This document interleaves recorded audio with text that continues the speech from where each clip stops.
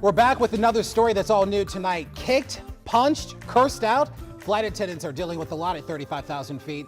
Things are so bad, the unions representing flight attendants are asking the Justice Department to step in and prosecute some of the worst passengers.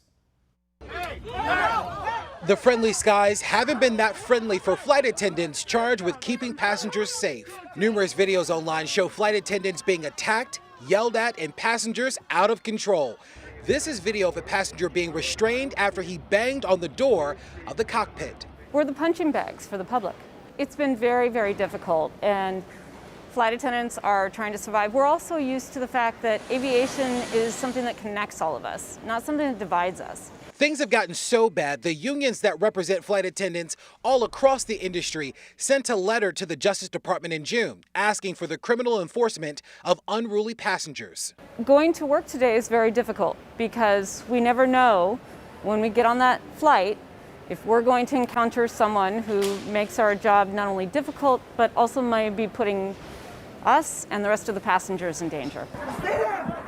We're told the Justice Department has yet to formally respond to the group's letter, but the unions are now turning to representatives on Capitol Hill to see what they can do. Data provided from the Federal Aviation Administration shows since the beginning of the year, there have been approximately 3,000 reports of unruly behavior by passengers, including about 2,300 reports of passengers refusing to comply with the federal mask mandate. We are seeing Paul Hartshorn is a spokesperson for the Association of Professional Flight Attendants. We want to make sure that criminal law enforcement across the country is making sure that passengers know, and they are handling this the same way across the country at our airports to keep our passengers and our flight attendants safe.